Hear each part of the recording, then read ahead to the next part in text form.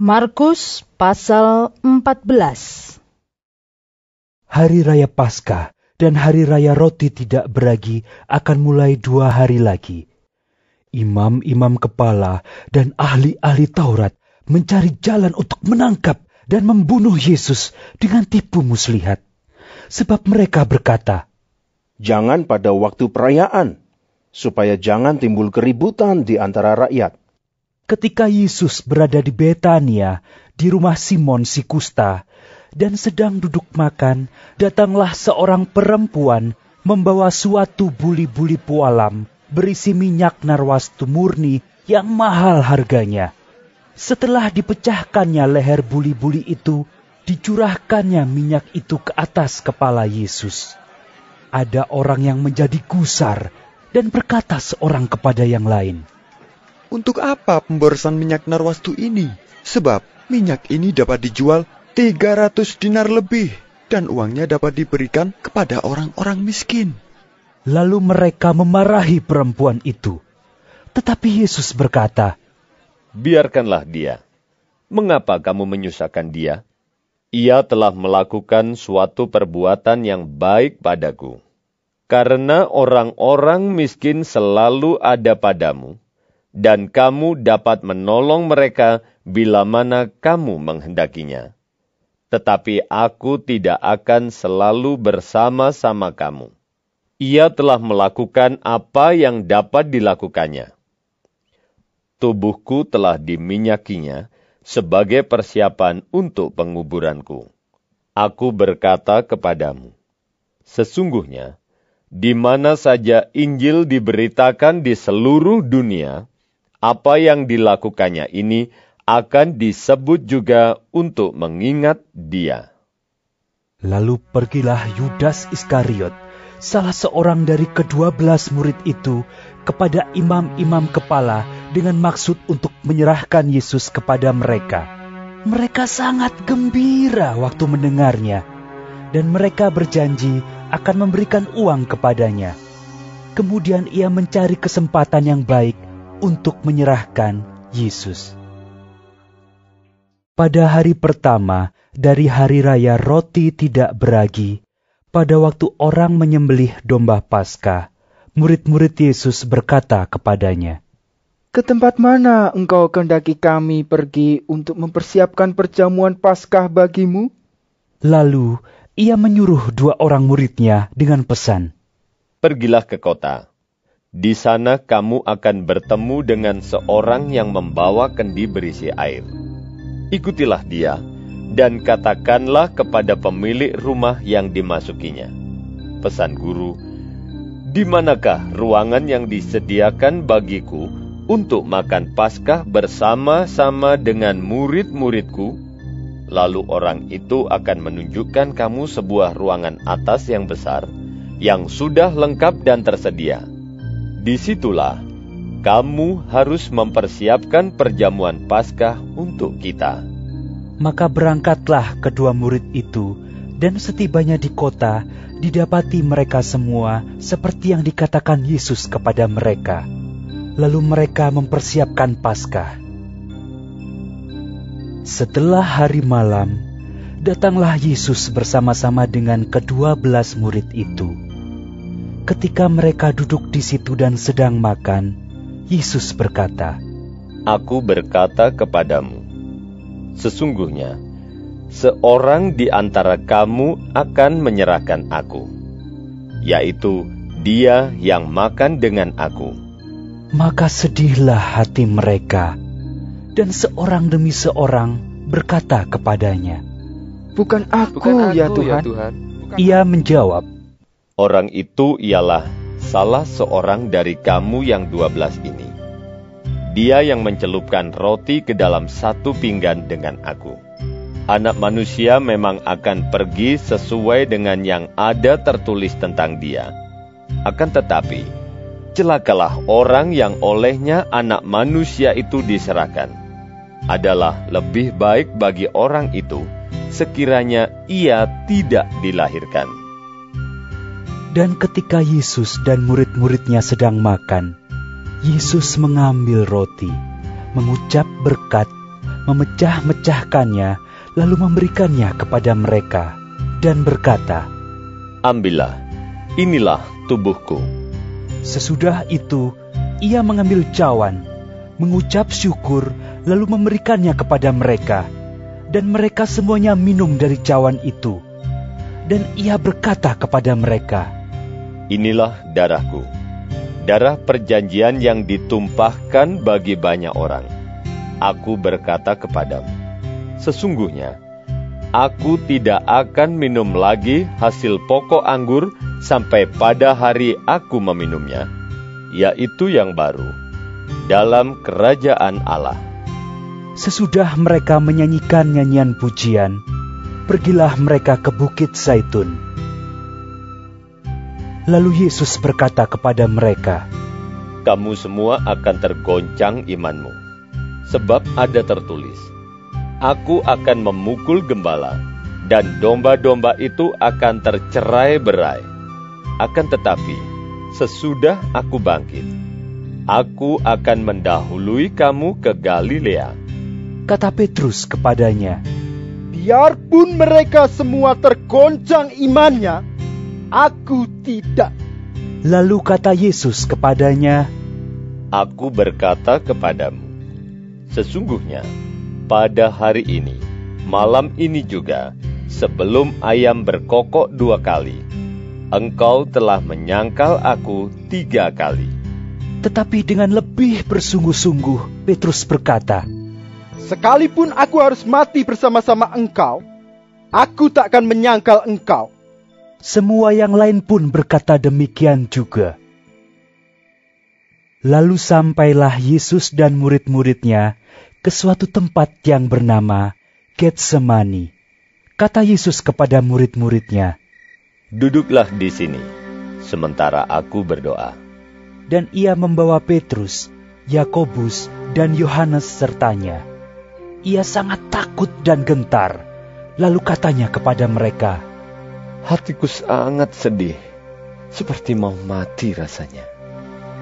Tinggallah di sini, dan berjaga-jagalah." Ia maju sedikit, merebahkan diri ke tanah, dan berdoa, supaya sekiranya mungkin saat itu lalu daripadanya. Katanya, "Ya Aba, ya Bapa, tidak ada yang mustahil bagimu. Ambillah cawan ini daripadaku. Tetapi, janganlah apa yang aku kehendaki, melainkan apa yang engkau kehendaki." Setelah itu, ia datang kembali dan mendapati ketiganya sedang tidur. Dan ia berkata kepada Petrus, "Simon, sedang tidurkah engkau? Tidakkah engkau sanggup berjaga-jaga 1 jam?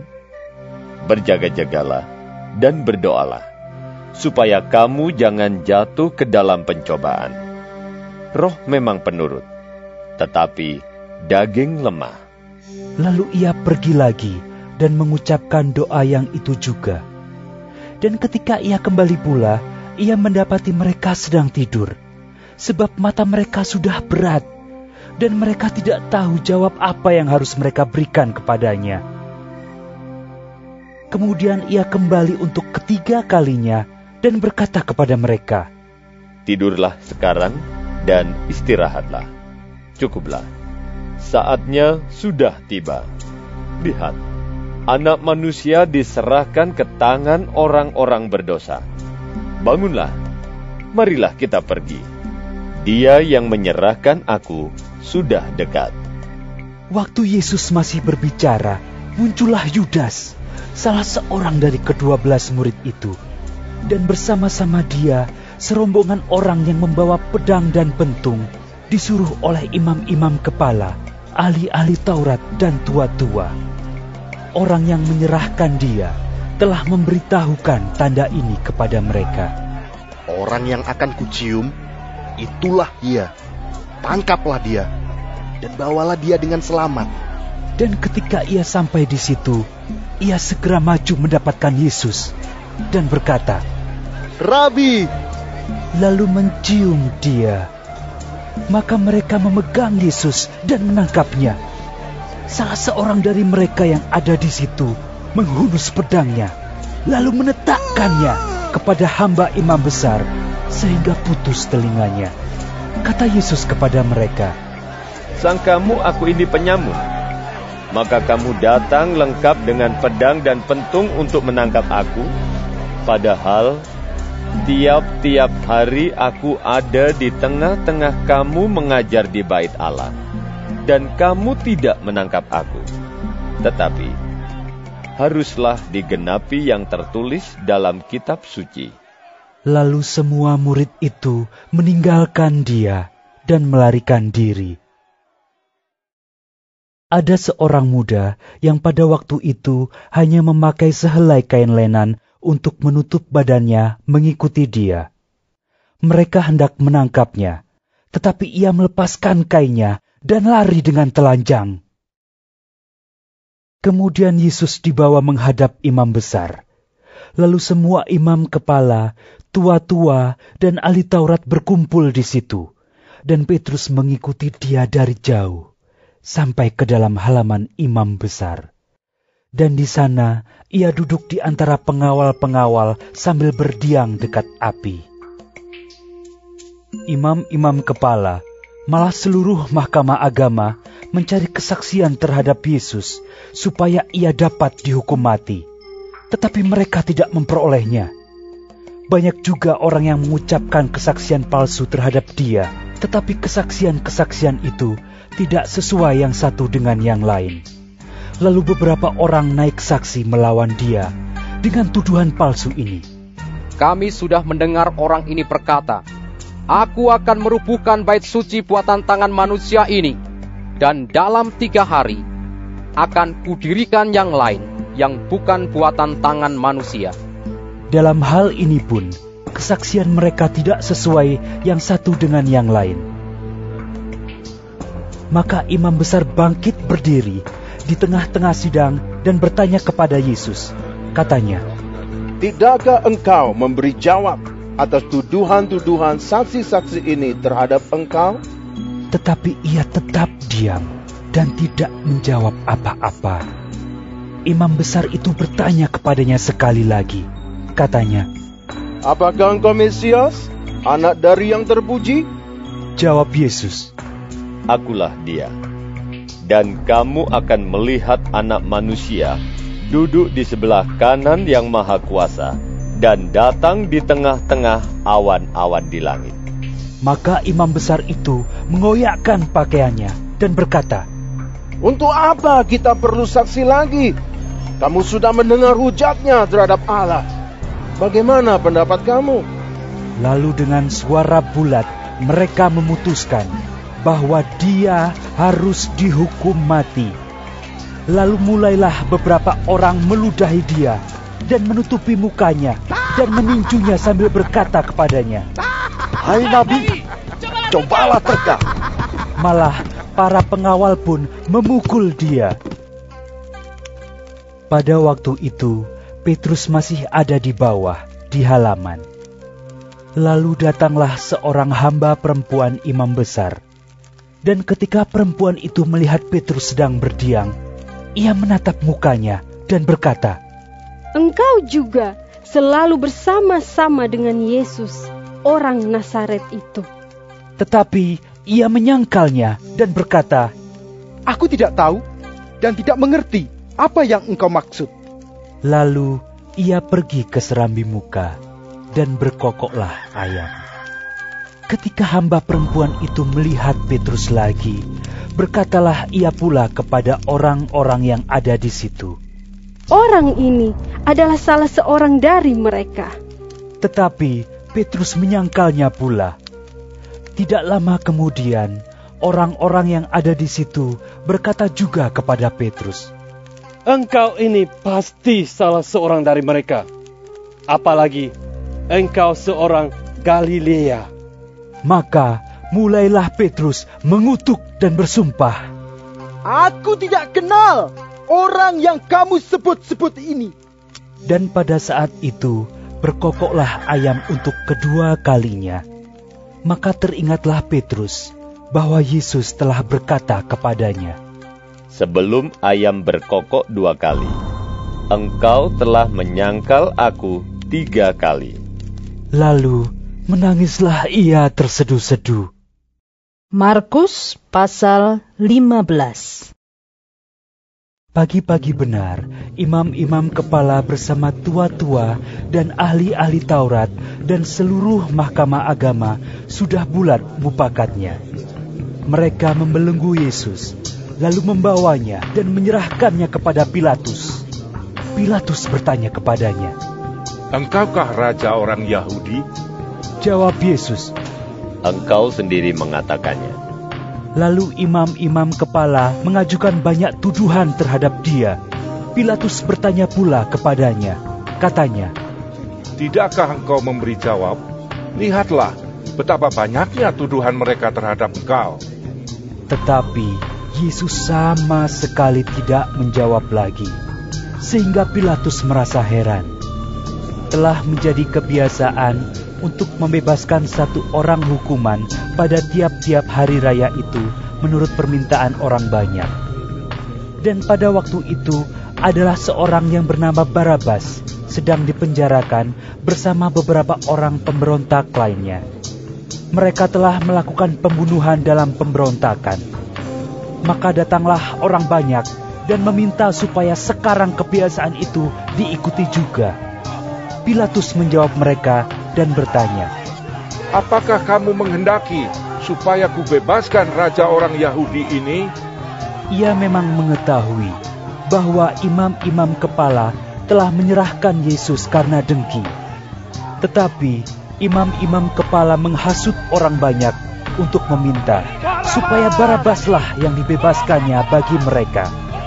Pilatus sekali lagi menjawab dan bertanya kepada mereka, "Jika begitu, apakah yang harus kuperbuat dengan orang yang kamu sebut raja orang Yahudi ini?" Maka mereka berteriak lagi, katanya, "Salibkanlah dia!" Lalu Pilatus berkata kepada mereka, "Tetapi kejahatan apakah yang telah dilakukannya?" Namun mereka makin keras berteriak, "Salibkanlah dia!" Dan oleh karena Pilatus ingin memuaskan hati orang banyak itu, ia membebaskan Barabas bagi mereka. Tetapi Yesus disesahnya, lalu diserahkannya untuk disalibkan. Kemudian serdadu-serdadu membawa Yesus ke dalam istana, yaitu gedung pengadilan, dan memanggil seluruh pasukan berkumpul. Mereka mengenakan jubah ungu kepadanya, menganyam sebuah mahkota duri dan menaruhnya di atas kepalanya. Kemudian mereka mulai memberi hormat kepadanya. Katanya, "Salam, hai raja orang Yahudi." Mereka memukul kepalanya dengan buluh dan meludahinya dan berlutut menyembahnya. Sesudah mengolok-olokkan dia, mereka menanggalkan jubah ungu itu daripadanya dan mengenakan pula pakaiannya kepadanya. Kemudian Yesus dibawa keluar untuk disalibkan. Pada waktu itu, lewat seorang yang bernama Simon, orang Kirene, ayah Alexander dan Rufus, yang baru datang dari luar kota. Dan orang itu mereka paksa untuk memikul salib Yesus. Mereka membawa Yesus ke tempat yang bernama Golgota, yang berarti tempat tengkorak. Lalu mereka memberi anggur bercampur mur kepadanya. Tetapi ia menolaknya. Kemudian mereka menyalibkan dia. Lalu mereka membagi pakaiannya dengan membuang undi atasnya untuk menentukan bagian masing-masing. Hari jam 9 ketika ia disalibkan, dan alasan mengapa ia dihukum disebut pada tulisan yang terpasang di situ, Raja Orang Yahudi. Bersama dengan dia disalibkan 2 orang penyamun, seorang di sebelah kanannya dan seorang di sebelah kirinya. Demikian genaplah nas Alkitab yang berbunyi, "Ia akan terhitung di antara orang-orang durhaka." Orang-orang yang lewat di sana menghujat dia, dan sambil menggelengkan kepala, mereka berkata, Hai engkau yang mau merubuhkan bait suci dan mau membangunnya kembali dalam 3 hari, turunlah dari salib itu dan selamatkan dirimu. Demikian juga imam-imam kepala bersama-sama ahli Taurat mengolok-olokkan dia di antara mereka sendiri, dan mereka berkata, orang lain ia selamatkan, tetapi dirinya sendiri tidak dapat ia selamatkan. Baiklah Mesias, Raja Israel itu, turun dari salib itu, supaya kita lihat dan percaya. Bahkan kedua orang yang disalibkan bersama-sama dengan dia mencela dia juga. Pada jam 12, kegelapan meliputi seluruh daerah itu dan berlangsung sampai jam 3. Dan pada jam 3 berserulah Yesus dengan suara nyaring, Eloi, Eloi, lama sabachthani, yang berarti, Allahku, Allahku, mengapa engkau meninggalkan aku? Mendengar itu, beberapa orang yang berdiri di situ berkata, lihat, ia memanggil Elia. Maka datanglah seorang dengan bunga karang, mencelupkannya ke dalam anggur asam, lalu mencucukkannya pada sebatang buluh dan memberi Yesus minum, serta berkata, baiklah kita tunggu dan melihat apakah Elia datang untuk menurunkan dia. Lalu berserulah Yesus dengan suara nyaring dan menyerahkan nyawanya. Ketika itu, tabir bait suci terbelah 2 dari atas sampai ke bawah. Waktu kepala pasukan yang berdiri berhadapan dengan dia melihat matinya demikian, berkatalah ia, sungguh, orang ini adalah Anak Allah. Ada juga beberapa perempuan yang melihat dari jauh. Di antaranya Maria Magdalena, Maria ibu Yakobus muda dan Yoses, serta Salome. Mereka semuanya telah mengikut Yesus dan melayaninya waktu ia di Galilea. Dan ada juga di situ banyak perempuan lain yang telah datang ke Yerusalem bersama-sama dengan Yesus. Sementara itu, hari mulai malam, dan hari itu adalah hari persiapan, yaitu hari menjelang Sabat. Karena itu, Yusuf orang Arimatea, seorang anggota majelis besar yang terkemuka, yang juga menanti-nantikan kerajaan Allah, memberanikan diri menghadap Pilatus dan meminta mayat Yesus. Pilatus heran waktu mendengar bahwa Yesus sudah mati. Maka ia memanggil kepala pasukan dan bertanya kepadanya, apakah Yesus sudah mati? Sesudah didengarnya keterangan kepala pasukan, ia berkenan memberikan mayat itu kepada Yusuf. Yusuf pun membeli kain lenan. Kemudian ia menurunkan mayat Yesus dari salib dan mengapaninya dengan kain lenan itu. Lalu ia membaringkan dia di dalam kubur yang digali di dalam bukit batu. Kemudian digulingkannya sebuah batu ke pintu kubur itu. Maria Magdalena dan Maria ibu Yoses melihat di mana Yesus dibaringkan. Markus pasal 16. Setelah lewat hari Sabat, Maria Magdalena dan Maria ibu Yakobus serta Salome membeli rempah-rempah untuk pergi ke kubur dan meminyaki Yesus.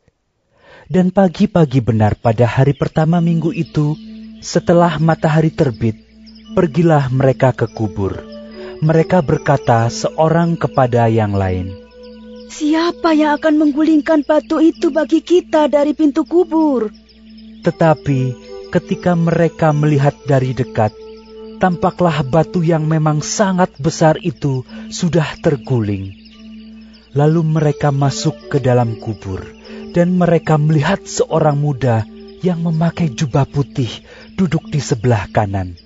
Mereka pun sangat terkejut, tetapi orang muda itu berkata kepada mereka, Jangan takut. Kamu mencari Yesus orang Nazaret yang disalibkan itu. Ia telah bangkit. Ia tidak ada di sini. Lihat, inilah tempat mereka membaringkan dia. Tetapi sekarang pergilah. Katakanlah kepada murid-muridnya dan kepada Petrus. Ia mendahului kamu ke Galilea. Di sana kamu akan melihat dia, seperti yang sudah dikatakannya kepada kamu. Lalu mereka keluar dan lari meninggalkan kubur itu, sebab gentar dan dahsyat menimpa mereka. Mereka tidak mengatakan apa-apa kepada siapapun juga karena takut. Dengan singkat, mereka sampaikan semua pesan itu kepada Petrus dan teman-temannya. Sesudah itu, Yesus sendiri dengan perantaraan murid-muridnya memberitakan dari timur ke barat berita yang kudus dan tak terbinasakan tentang keselamatan yang kekal itu. Setelah Yesus bangkit pagi-pagi pada hari pertama minggu itu, ia mula-mula menampakkan dirinya kepada Maria Magdalena. Daripadanya Yesus pernah mengusir 7 setan. Lalu perempuan itu pergi memberitahukannya kepada mereka yang selalu mengiringi Yesus, dan yang pada waktu itu sedang berkabung dan menangis. Tetapi ketika mereka mendengar bahwa Yesus hidup dan telah dilihat olehnya, mereka tidak percaya. Sesudah itu, ia menampakkan diri dalam rupa yang lain kepada 2 orang dari mereka ketika keduanya dalam perjalanan keluar kota. Lalu kembalilah mereka dan memberitahukannya kepada teman-teman yang lain. Tetapi kepada mereka pun, teman-teman itu tidak percaya. Akhirnya ia menampakkan diri kepada ke-11 orang itu ketika mereka sedang makan, dan ia mencela ketidakpercayaan dan kedegilan hati mereka, oleh karena mereka tidak percaya kepada orang-orang yang telah melihat dia sesudah kebangkitannya. Lalu ia berkata kepada mereka, "Pergilah ke seluruh dunia, beritakanlah Injil kepada segala makhluk. Siapa yang percaya dan dibaptis akan diselamatkan. Tetapi siapa yang tidak percaya akan dihukum. Tanda-tanda ini akan menyertai orang-orang yang percaya. Mereka akan mengusir setan-setan demi namaku. Mereka akan berbicara dalam bahasa-bahasa yang baru bagi mereka. Mereka akan memegang ular, dan sekalipun mereka minum racun maut, mereka tidak akan mendapat celaka. Mereka akan meletakkan tangannya atas orang sakit, dan orang itu akan sembuh." Sesudah Tuhan Yesus berbicara demikian kepada mereka, terangkatlah ia ke sorga, lalu duduk di sebelah kanan Allah. Mereka pun pergilah memberitakan Injil ke segala penjuru, dan Tuhan turut bekerja dan meneguhkan firman itu dengan tanda-tanda yang menyertainya.